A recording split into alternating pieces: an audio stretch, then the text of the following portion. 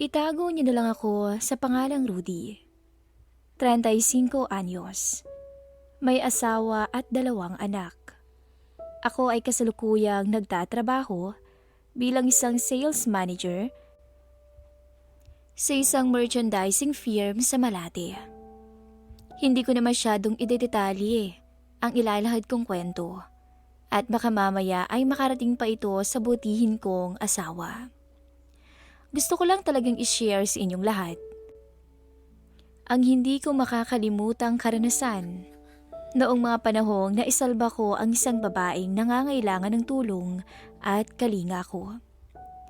Bilang isang customer sales representative, wala akong ibang hinangad ng mga oras na iyon kung hindi mabilis na promotion at maayos na performance bonus.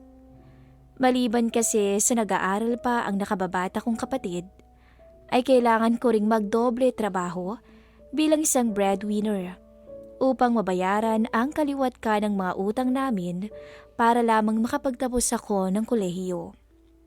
Si Madam Loida ang nagsilbing mentor ko ng mga oras na yun. Head siya ng departamentong pinagtatrabahuhan ko at isa naman ako sa 5 staff niya. Turning 32 pa lamang siya noon, habang ako naman ay nasa 28 anyos na. Ang asawa naman nito ay head ng production team na humahandle ng magkakaibang linya ng trabaho. Hanggang matapos ang produktong binibenta namin sa sales department. Masasabi kong mistisa ang boss kong babae. Matangos ang ilong, mahaba ang pilikmata, at halatang mataas ang pinag-aralan sa tono at paraan pa lamang ng pananalita nito. Kahit may anak na ay sexy pa rin naman siyang tingnan. Sabihin mang may konti na rin siyang bilbil, pero kahit sinong lalaki ay mapapalingon pa rin sa katawan niya. Sabihin mang ginagawa ko ang lahat upang mapanatili ang respeto ko sa kanya bilang boss, ay may mga oras pa rin siya ang nasa isip ko, lalo na sa malalamig kong gabi.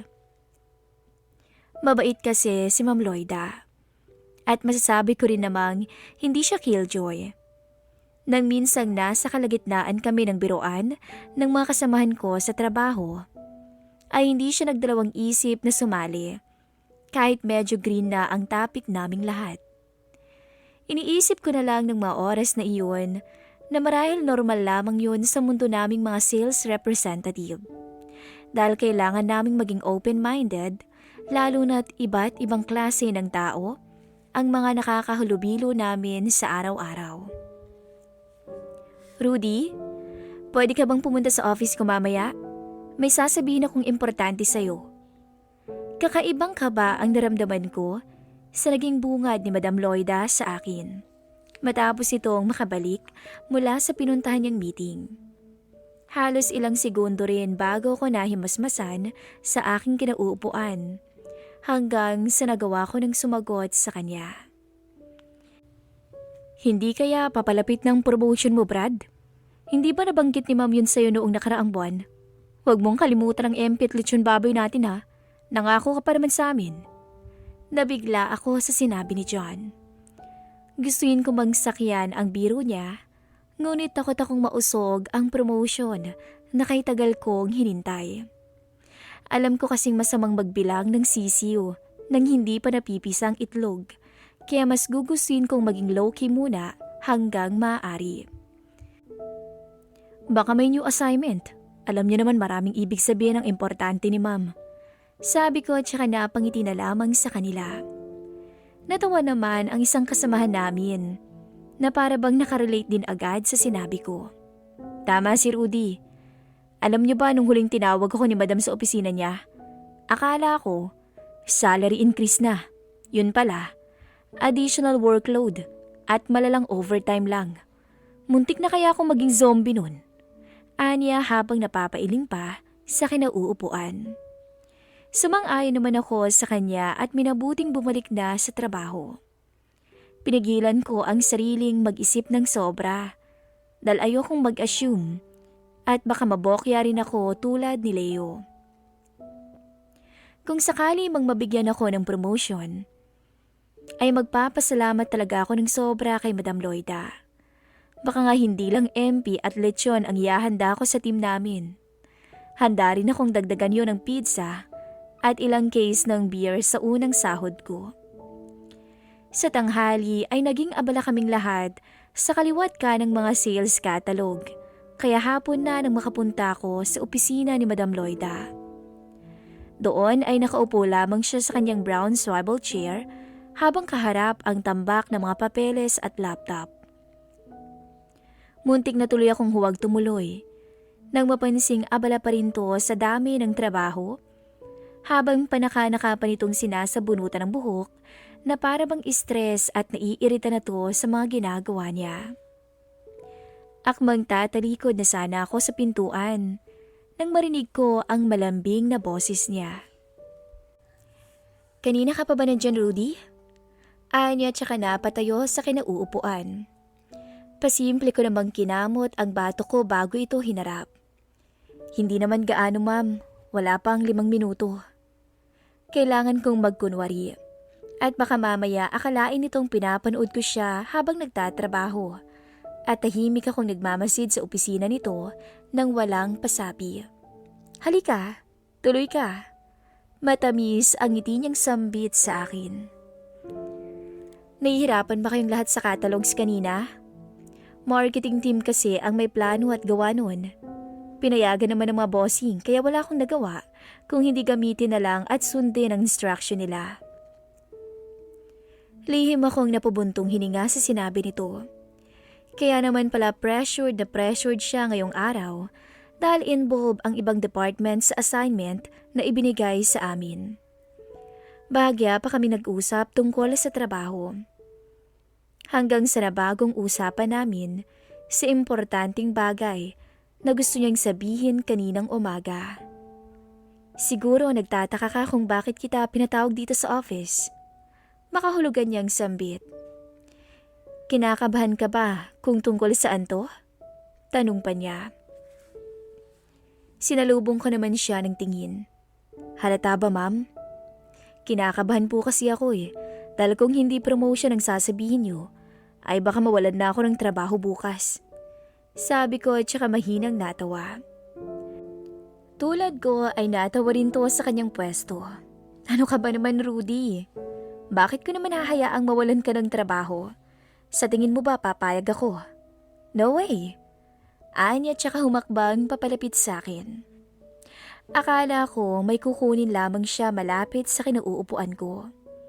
Pero nabigla ako nung humawak siya sa magkabila kong balikat. "May pabor lang sana akong hihilingin sa'yo. Payag ka ba?" Hindi ako agad nakasagot sa kanya. Dahil unang nakarating sa akin ang amoy ng mamahalin nitong perfume. Baka guni-guni ko lang, pero pakiramdam ko ay mas matamis at matapang yun kumpara sa kadalasan niyang ginagamit. "Ano ho yun, ma'am? Basta wag lang pong usapang pera ha. Alam niyo namang higpit sintron pa rin ako hanggang ngayon." Sabi ko. Parang may kung anong kinang namang kumislap sa mga mata nito dahil sa narinig. "I need you to stay here with me tonight. Kailangan kita ngayong gabi, Rudy." Nagulat ako sa sinabi niya at napatanong bigla. "Overtime po?" Mahina siyang natawa. Parang ganun na nga. Pero mas mabuti yatang sabihing additional workload dahil gagawa tayo ng sales report na kailangan ng marketing team. Bukas ng umaga ang deadline. At alam kong ikaw lang ang makakatulong sa akin kapag report preparation na ang pinag-uusapan. Ewan pero para siyang nagmamakaawa na parang bata sa harapan ko ngayon. Bagay na hindi ko naman kadalasang nakikita sa kanya. "Sige po, basta ba kayo Sagot ko naman. Wala na akong ibang sinabi sa kanya, bagkus lumabas ako ng opisina nito para sabihin muna sa nakababata kong kapatid na kailangan kong mag-overtime ngayong gabi dahil may minamadaling report kinabukasan. "Dinner muna tayo." Paanyaya ni Ma'am Loida matapos kong bumalik sa opisina niya bago mag-alas 6 ng hapon. Bumaba ang tingin ko sa in-order nitong mga pagkain na kung susumahin ay batid kong sobra-sobra para sa aming dalawa. Hindi naman halatang kasali ang midnight snack sa sobrang dami po nito. Hindi naman siguro tayo aabuti ng madaling araw sa opisina, hindi ba? Napalakas ang tawa niya sa sinabi ko bago ito kumuha ng ilang pirasong french fries. Mga kalokohan mo talaga, Rudy. Siyempre, kailangan kong siguraduhin busog ang tiyan nating dalawa habang nagtatrabaho. Pansin ko ang saya niya habang kausap ako. Pero may hindi maipaliwanag na lungkot akong naaninag sa mga mata nito. Isang bagay na hindi ko na inalam at isinantabi na lamang habang gumagawa kaming dalawa ng report. Siya nga pala, ma'am. Bakit hindi man lang po yata dumaan dito si sir ngayong hapon? Busy na naman po ba ang production? Tanong ko nang mapansing ito yata ang unang beses na hindi sila nag-usap ni minsan man lang sa buong araw. Bumaling naman to sa akin bago bahagyang bumagal ang pagtatype nito sa kanyang laptop. Baka nalunod na sa sabaw ng sekretarya niya, Rudy. Mahalata sa boses nito ang inis at galit. Akala niya siguro siya lang ang marunong maglaro sa aming dalawa. Pues huwag niya akong subukan. Nanatili akong tahimik. Lalo na't alam kong kasalanan kung biglang nagbago ang mood nito. Nagkamali yata ako nang natanong tungkol sa kanyang asawa. Ibinuhos ko ang buo kong atensyon sa aking ginagawa para makabawi sa kanya nang muling magsalita si ma'am. Sabihin mo sa akin ng totoo, Rudy. Pangit ba ako? Wala na ba akong apil kahit konti? Umiling ako para pasinungalingan ang mga naging tanong niya. Ramdam ko kasi ang matinding insecurity sa tono ng pananalita nito. Maganda po kayo at sexy pa rin hanggang ngayon, ma'am. Kunot ang noon nitong bumaling sa akin ng tingin na para bang dismayado. Kung totoo yan, bakit niya pinatulan ng babaeng yun? Kahit sabihin nating laro lang, tama bang maglaro siya kahit may asawa siyang tao? Sinubukan kong sagutin ng maayos ang bawat tanong ni ma'am dahil ramdam kong kailangan na kailangan niya ng makakausap sa mga panahong to. Baka unang nagpakita ng motibo ang babaeng yun, madam. Alam mo naman, walang manok ang makakatanggi kung palay nang lumalapit, sabi ko. But, hindi nito na ituloy ang gusto niyang sabihin nang muli ako nagsalita. Kung tutuusin, napakaswerte ni Sir dahil complete package ang naging asawa niya. Maliban sa maganda, mabait, ay matalino pa. Kaya wala kayong dapat ipag-alala sa bagay na yun, ma'am. Walang mali sa inyo. Walang-wala. Hindi man ito pinapahalata, pero alam kong unti-unti na siyang tinatalo ng emosyong nararamdaman. Pero hindi pa rin siya nakontento sa akin. Basag ang boses niyang sambit. Napabuntong hininga to, pagkatapos, tsaka pigil ang luhang napayuko sa kinauupuan. Kaya naman pala ganito na lamang ang kagustuhan niyang samahan ko siya sa opisina, dahil wala siyang balak umuwi sa bahay nilang mag-asawa. Alam mo, nahuli ko kasing nakakandong sa kanya ang babaeng yun, habang may hawak na flowers. Kung hindi ba naman sila mga walang hiya, anito habang nakayukom o nakakuyom ang kamao. Mas pinili kong huwag na lamang katungan ang galit na nararamdaman niya sa asawa, at baka maging dahilan pa iyon ng mas malaking gulo sa pagitan ng mga to oras na umuwi siya. Ginawa ko ang lahat ng aking makakaya para matapos ng mabilis ang sales report sa kabila ng antok na nararamdaman ko.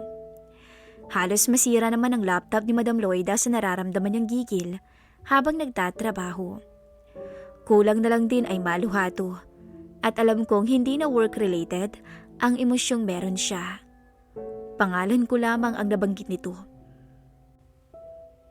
Pero alam kong matindi ang pangangailangan ni Ma'am sa akin ng mga oras na yon.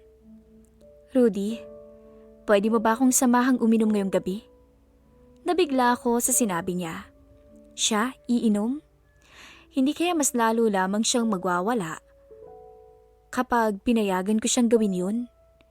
Pinagmasdan ko siyang mabuti hanggang sa muling bumalik ang nagmamakaawang ekspresyon sa mukha nito. Hindi lang yun. Naluluha na rin ang mga mata niyang nakatingin sa akin. Napatango na lang ako para sumang-ayon sa gusto niyang gawin. Hinayaan ko siyang umorder ng inumin. Patago naman ang paraan ng pagbili nito at hindi ko alam kung paano niya yon nagawang mailusot sa guard. Hanggang sa hindi ko namalayang sa loob lamang ng 1 oras, ay naparami na ang inom naming dalawa. Sabihin mo sa akin, Rudy, naranasan mo na bang pumatol sa babaeng may asawa?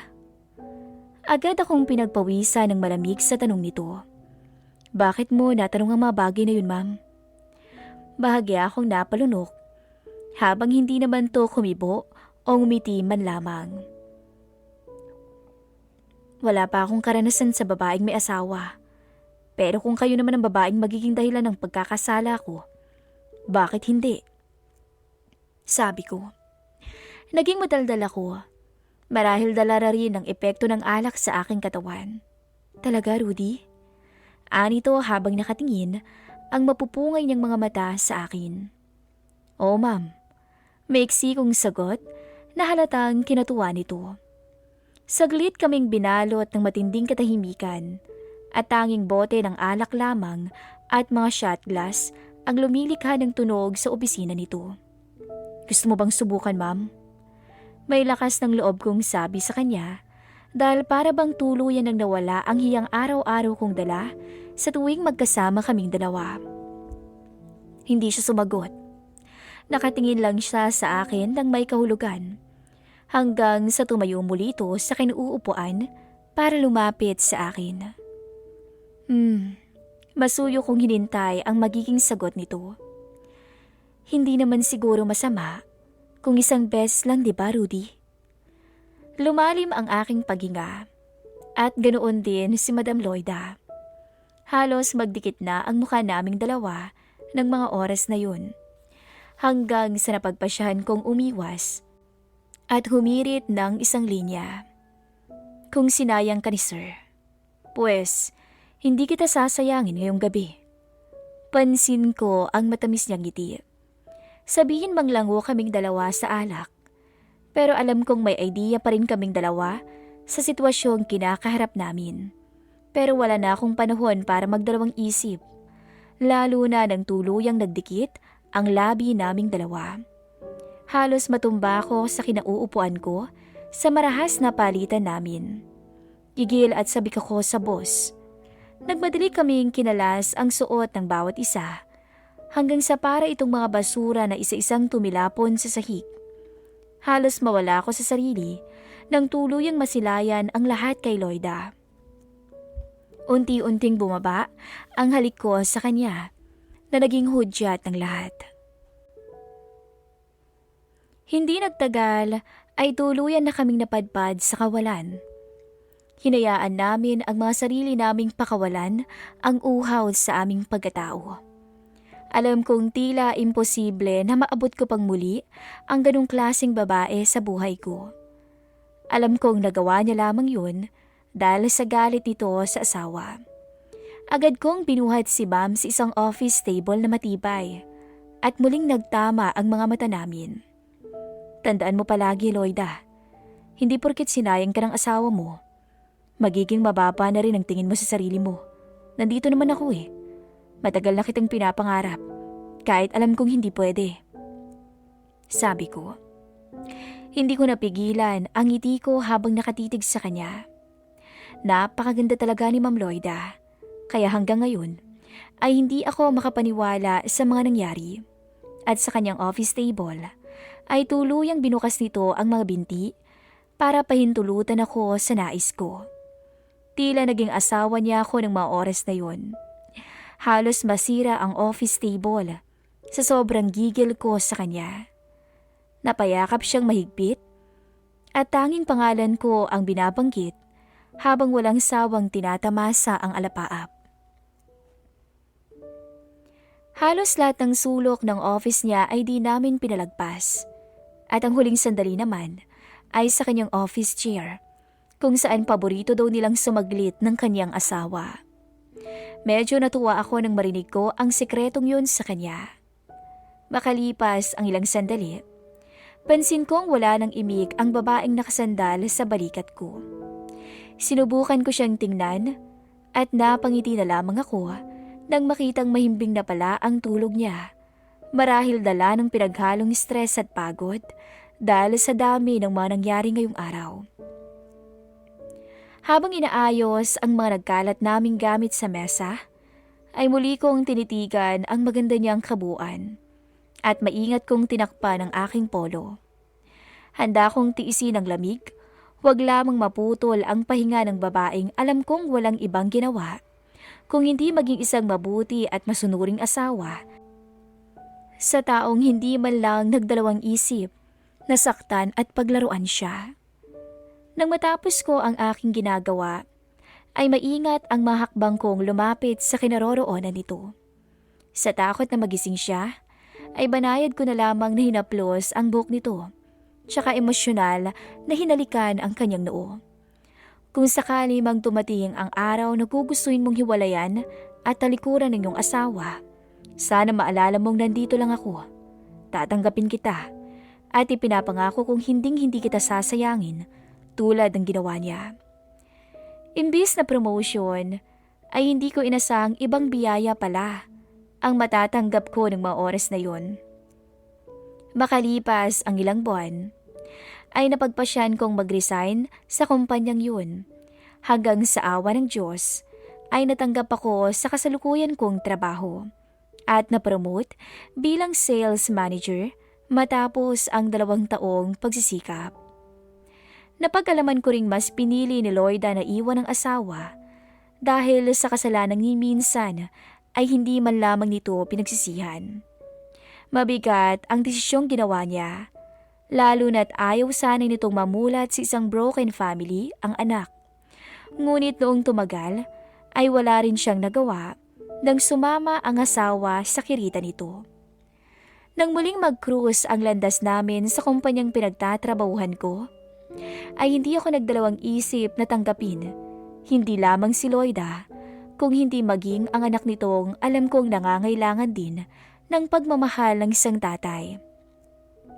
Hindi iyon naging madali, dahil dumaan din kami sa hindi mabilang ng pangungutya ng mga taong nasa paligid namin dahil nga sa estado ng relasyon nito sa kanyang asawa.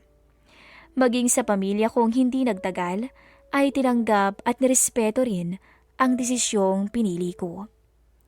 Kung noon, Ma'am Loida ang tawag ko sa kanya, malaya at may proud ko na itong tinatawag na Mrs.